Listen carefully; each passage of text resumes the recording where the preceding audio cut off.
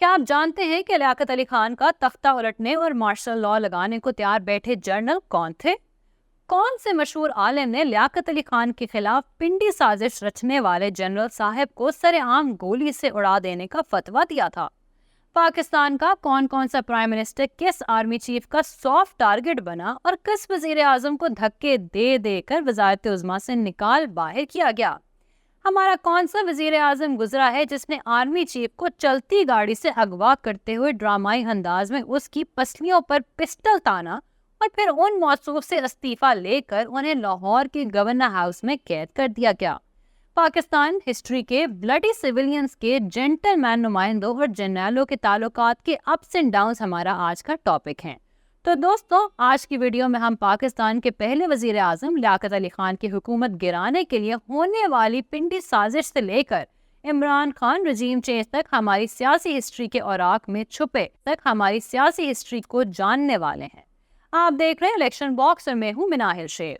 آپ مجھے انسٹاگرام پر فالو کر سکتے ہیں جس کا لنک ڈسکرپشن میں ملے گا۔ So let's begin. پاک فوج کے پہلے دونوں سربراہان جنرل فرینک والٹر میسروی اور general sir Douglas David Gracey ہمیں تاج برطانیہ سے ورثے میں ملے تھے۔ جنرل میسروی کے دور میں پہلی پاک بھارت جنگ ہوئی اور ہمارے پشتون بھائیوں کا قبائلی لشکر پیش قدمی کرتے ہوئے سری نگر تک پہنچ گیا تھا۔ تاہم ہمارے آرمی چیف نے گورنر جنرل محمد علی جناح کی حکم عدولی کی۔ کتب میں درج ہے کہ ان موصوف نے قائد اعظم کے براہ راست حکم کی کوئی پرواہ نہ کی اور کشمیر میں فوج بھیجنے سے انکار کر دیا تھا۔ ریٹائرمنٹ کے بعد یہ صاحب اپنے اصلی وطن انگلینڈ واپس چلے گئے۔ ان کے بعد general sir Douglas David Gracey نے فوج کی کمان سنبھالی۔ جنرل گریسی کی ریٹائرمنٹ کی مدت قریب تھی اور سینیورٹی کو دیکھتے ہوئے جنرل افتخار خان کا کمانڈر ان چیف بننا طے تھا، لیکن وہ ایک فضائی حادثے میں جاں بحق ہو گئے۔ جنرل افتخار کے بھائی میجر جنرل اکبر خان کے جنرل گریسی سے اختلافات شدید تھے۔ جنرل اکبر ایوب خان سے سینئر تھے اور انہوں نے کشمیر کے محاذ پر شاندار کامیابیاں بھی سمیٹی تھیں۔ پھر ہوا کچھ یوں کہ جنرل اکبر خان سے جونیئر آفیسر ایوب خان کو 17 جنوری 1951 کے روز 4 اسٹار جنرل کے عہدے پر ترقی دے کر پاکستان کی بڑی افواج کی قیادت سونپ دی گئی۔ یہاں میں آپ کو بتاتی چلوں کہ پاکستانی فوج کے تیسرے اور پہلے مقامی سپہ سالار فرزند ہزارہ جنرل محمد ایوب قیام پاکستان کے وقت سینیورٹی کے اعتبار سے 10ویں نمبر پر تھے۔ یہ 23 فروری 1951 کی ایک سرد شام تھی۔ راولپنڈی کی فوجی چھاونی میں جنرل اکبر خان کے سرکاری بنگلے پر درجنوں اہم فوجی اور سیاسی شخصیات کا رش لگا ہوا تھا۔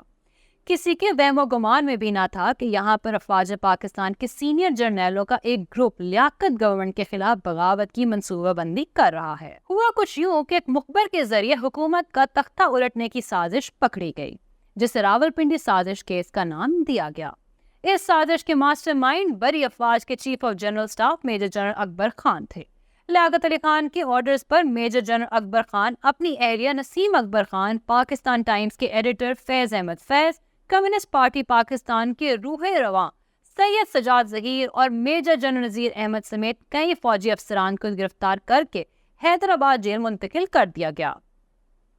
جن دنوں حیدرآباد جیل میں پنڈی سازش کیس چل رہا تھا، تبھی مشرقی بنگال سے تعلق رکھنے والے عالم دین مولانا محمد اسحاق نے یہ فتویٰ جاری کیا کہ اگر واقعی وزیر اعظم لیاقت علی خان سمجھتے ہیں کہ ان کے خلاف سازش ہو رہی تھی تو انہیں مقدمہ چلانے کی بھی کوئی ضرورت نہیں، باغیوں کو موقع پر ہی مار دینا چاہیے۔ اس فتوے کے بعد نوابزادہ لیاقت علی خان کا یہ بیان سامنے آیا کہ پاکستانی شہری اور فوجی حلقوں میں یہ تاثر پایا جاتا ہے کہ سازش میں ملوث تمام افراد کو ٹرائل کے بغیر ہی گولی سے اڑا دینا چاہیے۔ خیر، لیاقت علی خان کی شہادت کے بعد جنرل ایوب خان نے جمہوری قدروں کو اپنے بوٹوں تلے روندنے کی پریکٹس جاری اور ساری رکھی۔ پاکستان میں جب پہلی بار جمہوری نظام کو لپیٹ کر سکندر مرزا پاور میں آئے تو جنرل ایوب خان ان کے سہولت کار تھے۔ یہ ہمارے ایوب خان ہی تھے کہ جن کے آرڈرز پر صدر سکندر مرزا کو مار مار کے ان سے جبری استعفیٰ لے لیا گیا۔ سکندر مرزا کو ان کی اہلیہ کے ساتھ جلاوطن کر دیا گیا اور یہاں ایوب خان نے پہلا فوجی مارشل لا لگا دیا۔ سکندر مرزا سے جبری استعفے کے لیے رات کے آخری پہر ان کی صدارتی محل میں 3 فوجی آفیسرز داخل ہوئے۔ صدر سکندر سلیپنگ گاؤن پہنے سوئے تھے کہ بوٹوں کی آواز سے ان کی آنکھ کھلی۔ سکندر مرزا کو ان کی خوابگاہ سے گھسیٹ کر صحن میں لایا گیا اور لاتوں، مکوں اور گھونسوں سے ان کی زبردست خاطر مدارت کی گئی۔ پھر عمران خان کے سگے خالو جنرل واجد علی برقی نے صدر اسکندر کو پہلے سے ٹائپ شدہ استعفے کے لیٹر تھمایا اور یوں گن پوائنٹ پر ان سے دستخط کروا لیے گئے۔ فیلڈ مارشل ایوب خان 11 سال تک پاکستان پر راج کرتے رہے۔ ہمارے ناظرین کے لیے یہ بات دلچسپی سے خالی نہ ہوگی کہ فیلڈ مارشل ایوب خان کی حکومت کے پر خچے اڑانے والے اپوزیشن لیڈر کوئی اور نہیں بلکہ خود انہی کے بھائی سردار بہادر خان تھے۔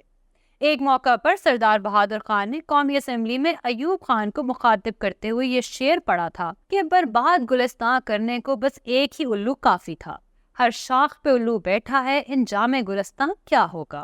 فیلڈ مارشل ایوب خان نے اپنی صدارت کے دوران 2 آرمی چیفز کو اپوائنٹ کیا۔ ایوب خان نے 27 اکتوبر 1958 کو سینئر افسران پر موسیٰ خان کو ترجیح دیتے ہوئے ترقی دے کر کمانڈر ان چیف بنا دیا۔ پاکستان کے چوتھے آرمی چیف جنرل محمد موسیٰ خان اگلے 6 برس تک افواج پاکستان کی کمان سنبھالتے رہے اور جون 1966 میں ریٹائر ہوئے۔ جنرل محمد موسیٰ کی ریٹائرمنٹ سے قبل ایوب خان نئے آرمی چیف کا نام فائنل کرنا چاہتے تھے۔ انہیں بھجوائے گئے 3 ناموں میں جنرل یحییٰ خان کا نام شامل نہیں تھا۔ اس موقع پر نواب آف کالا باغ نے ایوب خان کو مشورہ دیا کہ اگر تم نے بے لگام عیاشی کے دل دادا یحییٰ خان کو کمانڈر ان چیف بنایا تو یہ تمہاری زندگی کی سب سے بڑی حماقت ہوگی۔ ہمارے چینل کی ایک ویڈیو میں آپ کو بتایا گیا تھا کہ 65 کی جنگ کے بعد پاکستان میں غذائی قلت کا شدید بحران ہوا، تو اس دور میں چائے خانوں اور چوک چراہوں پر بیٹھے لوگ یہی کہا کرتے تھے کہ یہ سب ایوب کتے کی وجہ سے ہوا ہے۔ ایوب کتا کا نعرہ ہر خاص و عام کی زبان پر تھا۔ یہ بھی شنید ہے کہ ایک روز صدر پاکستان کے گھر کے بچوں نے جب یہی الفاظ دہرائے تو انہوں نے غیرت سے استعفیٰ دے دیا تھا۔ ڈاکٹر عرفان احمد خان اپنی کتاب شہاب نامہ کی حقیقت میں تحریر کرتے ہیں کہ ایوب خان جب اقتدار جنرل یحییٰ کے سپرد کر رہے تھے تو اس موقع پر انہوں نے آف دی ریکارڈ یہ کہا تھا کہ تم نے ایوب خان کو کتا کہا، اب میں تم پر سور چھوڑ کر جا رہا ہوں۔ خیر، صدر ایوب نے نواب آف کالا باغ کی بات سنی انسنی کرتے ہوئے جنرل یحییٰ خان کو افواج پاکستان کی کمان سونپ دی۔ بعد میں انہی یحییٰ خان نے اپنے محسن اور باس ایوب خان کو اقتدار سے آؤٹ کر کے خود منصب صدارت سنبھال لیا۔ یحییٰ خان کے دور اقتدار میں پاکستان 2 لخت ہوا۔ سکوت ڈھاکہ کو ابھی 4 دن گزرے تھے کہ یحییٰ خان نے جنرل گل حسن خان کو افواج پاکستان کا نیا کمانڈر ان چیف تعینات کرتے ہوئے اپنے عہدے سے استعفیٰ دے دیا۔ ذوالفقار علی بھٹو نے اقتدار کی باغ دوڑ سنبھالی تو وہ جنرل ٹکا خان کو آرمی چیف بنانا چاہتے تھے۔ کہا جاتا ہے کہ 3 مارچ 1972 کے روز جنرل گل حسن خان کو بھٹو صاحب نے اغوا کروا لیا۔ انہیں گاڑی میں بٹھا کر ان پر پستول تان لیا گیا۔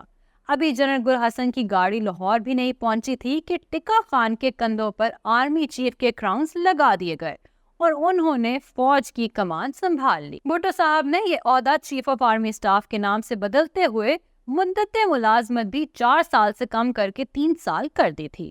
میں اپنی ایک ویڈیو میں آپ کو بتا چکی ہوں کہ جنرل ٹکا خان بھٹو صاحب کے انتہائی قریبی تھے۔ یہی وجہ تھی کہ ریٹائرمنٹ کے بعد انہوں نے پاکستان پیپلز پارٹی کو جوائن کر لیا تو بھٹو صاحب نے انہیں نیشنل سیکیورٹی ایڈوائزر بھی بنا دیا۔ بھٹو صاحب نے جنرل ٹکا خان سے مشورہ لیا کہ آپ کا جانشین کسے بنایا جائے تو زیر غور 8 جرنیلوں میں آخری نمبر پر جنرل محمد ضیاء الحق تھے۔ ٹکا خان جنرل ضیاء کو ڈل کہا کرتے تھے اور ان کا خیال تھا کہ چونکہ ضیاء ایک مذہبی شخص ہے اور ساری رات مسلح پر پڑا رہتا ہے، لہٰذا وہ بھٹو صاحب کے لیے کوئی پرابلم کریٹ نہیں کرے گا۔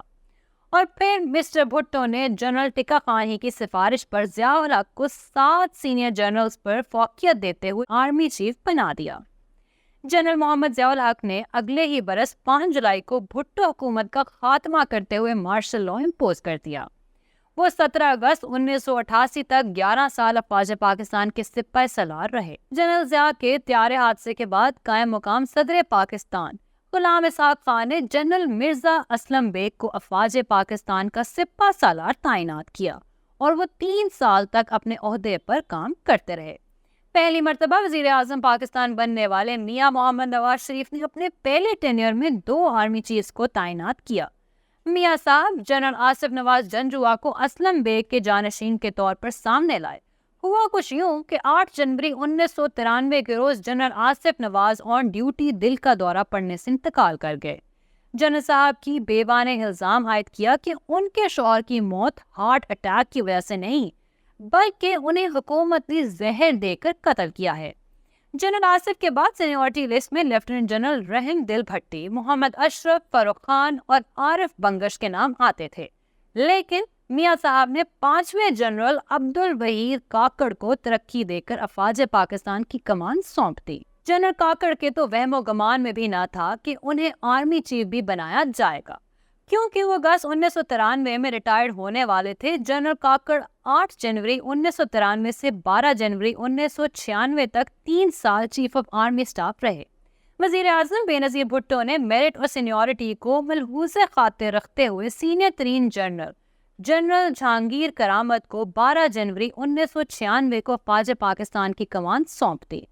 97 کے جنرل الیکشن میں پیپلز پارٹی بری طرح سے پٹ گئی اور میاں نواز شریف ہیوی مینڈیٹ کے ساتھ پرائم منسٹر بنے۔ جمہوریت پسند آرمی چیف جنرل جہانگیر کرامت نواز شریف اور چیف جسٹس سید سجاد علی شاہ کی لڑائی کے دوران بالکل نیوٹرل رہے۔ بعد ازاں جنرل کرامت کے ایک بیان سے میاں صاحب کو سازش کی بو آنے لگی۔ نواز شریف نے جہانگیر کرامت سے استعفیٰ مانگا۔ جمہوری سوچ رکھنے والے جنرل جہانگیر کرامت پنجہ آزمائی اور مارشل لاء کے موڈ میں نہیں تھے، لہٰذا وہ چپ چاپ گھر چلے گئے۔ جہانگیر کرامت کے بعد وزیر اعظم نواز شریف نے منگلہ کے کور کمانڈر پرویز مشرف کو پاک آرمی کی کمان سونپی۔ میاں صاحب کی پرویز مشرف سے بھی نہ بن پائی۔ 12 اکتوبر 1999 کو جب army chief general Pervez Musharraf Sri Lanka کے دورے پر تھے تو میاں نواز شریف نے ان کی جگہ پر ISI کے سربراہ جنرل ضیاء الدین بٹ کو نیا آرمی چیف بنا دیا۔ یہاں میاں صاحب کو لینے کے دینے پڑ گئے۔ میجر جنرل علی جان اورکزئی نے نئے نویلے آرمی چیف جنرل بٹ اور ان کے باس میاں محمد نواز شریف کو گرفتار کر لیا۔ اس کے چند گھنٹے بعد معزول army chief general Pervez Musharraf ایک بار پھر سے اپنے عہدے پر بحال ہو گئے۔ وزیر اعظم نواز شریف کی حکومت کی برطرفی کے بعد جنرل پرویز مشرف خود چیف ایگزیکٹو آف پاکستان بن گئے۔ صدر مشرف نے 28 نومبر 2007 کو جنرل اشفاق پرویز کیانی کو افواج پاکستان کی قیادت سونپی۔ جولائی 2010 میں وزیر اعظم یوسف رضا گیلانی نے جنرل کیانی کی مدت ملازمت میں 3 سال کی توسیع کر دی، جس کے بعد وہ 29 نومبر 2013 کو اپنے عہدے سے ریٹائرڈ ہو گئے۔ تیسری بار وزیر اعظم بننے والے میاں محمد نواز شریف کو جنرل کیانی کا جانشین چننا تھا۔ پرائم منسٹر نواز شریف نے 29 نومبر 2013 کو کئی سینئر فوجی افسران پر ترجیح دیتے ہوئے جنرل راحیل شریف کو افواج پاکستان کا سپہ سالار تعینات کیا۔ یاد رہے کہ سینیورٹی بیسس پر راحیل شریف تیسرے نمبر پر آتے تھے۔ اس وقت پاک فوج کے سب سے senior officer lieutenant general Haroon Aslam تھے، جبکہ جنرل راشد محمود کا دوسرا نمبر تھا، جو چیف آف جنرل سٹاف اور کور کمانڈر لاہور رہ چکے تھے۔ جنرل راحیل اگلے 3 برسوں تک پاک فوج کے سربراہ رہے۔ 29 نومبر 2016 کو جنرل راحیل شریف کی ریٹائرمنٹ کے بعد نواز شریف نے جنرل قمر جاوید باجوہ کو چیف آف آرمی سٹاف مقرر کیا۔ عمران خان نے 2019 میں جنرل باجوہ کو ایکسٹینشن دی اور انہوں نے ایک بار پھر سے اپنا 3 سالہ ٹینیور مکمل کیا۔ اور پھر ہم سب نے دیکھا کہ کیسے عمران خان کے خلاف تحریک عدم اعتماد کامیاب ہوئی اور کپتان ڈائری ہاتھوں میں لیے پرائم منسٹر سیکریٹریٹ سے بنی گالا چلے آئے۔ آج کی بات کریں کہ جیل میں قید سابق وزیر اعظم عمران خان سوچتے تو ہوں گے کہ کاش میں نے باجوہ کو ایکسٹینشن نہ دی ہوتی، اور لامحالہ انہیں شکیب جلالی کی یہ غزل یاد آتی تو ہوگی: یہ ہے دنیا یہاں کتنے اہل وفا، بے وفا ہو گئے دیکھتے دیکھتے، سوچتا ہوں کہ وہ کتنے معصوم تھے، کیا سے کیا ہو گئے دیکھتے دیکھتے۔ جنرل باجوہ کے بعد افواج پاکستان کی کمان جنرل سید عاصم منیر کے ہاتھوں میں آئی اور وہ آج کے روز تک chief of the army staff ہیں۔ میں امید کرتی ہوں کہ آج کی ویڈیو آپ کو پسند آئی ہوگی۔ اگر آپ عمران خان کے فیملی بیک گراؤنڈ پر ویڈیو دیکھنا چاہتے ہیں تو یہاں اوپر کلک کریں۔ جنرل عاصم منیر کے ٹاپ فیکٹس جاننے کے لیے یہاں نیچے، اور جنرل نیازی کی کہانی آپ کو یہاں ملے گی۔ ویڈیو کو لائک، شیئر کریں، الیکشن باکس سبسکرائب کر لیں اور ہماری ویڈیوز دیکھتے رہیں۔ اللہ حافظ و ناصر۔